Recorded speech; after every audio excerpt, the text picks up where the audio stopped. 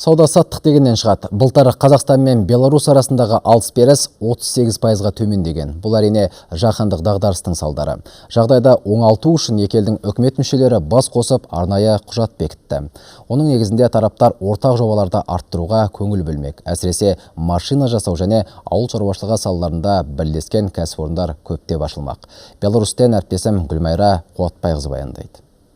Бүгін Гомель қаласында өткен сауда-экономикалық ынтымақтастық жөніндегі Қазақстан мен Беларусияның үкіметаралық комиссиясының 12-ші отырысында бірқатар құжаттарға қол қойылды.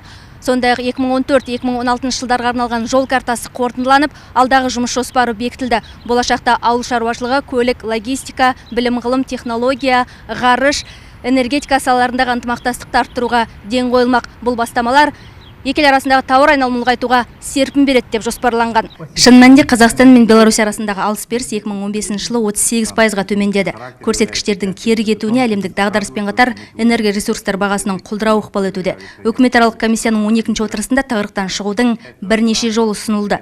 Біріншіден, Гомель қаласындағы Гомсельмаш зауыты мен Қостанайдағы Агромаш холдинг келесі жылдан бастап біріккен кәсіпорын құру туралы уағдаластыққа қол жеткізді. Тағы бір маңызды жаңалық. Бұған дейін дилерлік компаниялар ауыл шаруашылық техникасын саудалауда отандық кәсіпорындарға бәсекелестік туғызып келсе, енді бұл құқық тек қазақстандық құрылымдарға беріледі. Біз бүгін осы біздің Агромаш холдинг 300 комбайн жинайтын болса, құрастыратын болса, жылдың соңына дейін біз 600-ге дейін жеткізетін мүмкіндігіміз. Бірақ оған бізге машина комплект керек. Бүгін кездесу бойынша осы машина комплектінің бәрі жылдың соңына дейін бізге беріледі. Біз сол 500-600 комбайн шығаратын боламыз. Алдағы уақытта, мысалы, біз 1000-ға дейін апара аламыз. Хотелось бы поблагодарить казахстанскую сторону. Қазақстандық әріптестерімізге конструктивтік диалог үшін алғыс айтамыз. Бүгінгі күнде 20-ға тарта мәселе талқыланды. Екі жақта бірнеше бағыт бойынша ынтымақтастықты арттыруға ынталы. Бұл шешім Семейдегі трактор құрастыратын кәсіпорын мен Алматы облысындағы автозауыттың өндіріс ауқымын ұлғайтуға да негіз болмақ. Сондықтан қазақстандық делегация Госсельмаш зауытына барып, кәсіпорын жұмысымен тереңірек танысты.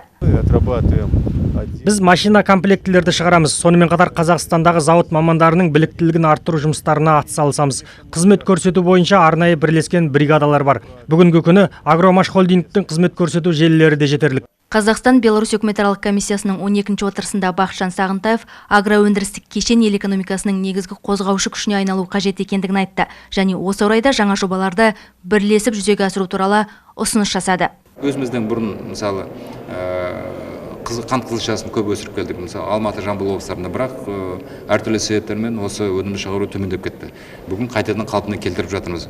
Осыған байланысты біздің Беларусиядағы әріптестерімізге айтып жатырмыз. Бізбен келіп, Қазақстан келіп, бізбен бірге әріптестік құрып, осы саланы қайтадан жолға салай, қайтадан өндірісін бастайық. Бұған қосымша, мысалы, жүгерін өсірудің де, ол Алматы облысында өте жоғары деңгейде кезінде дамыған.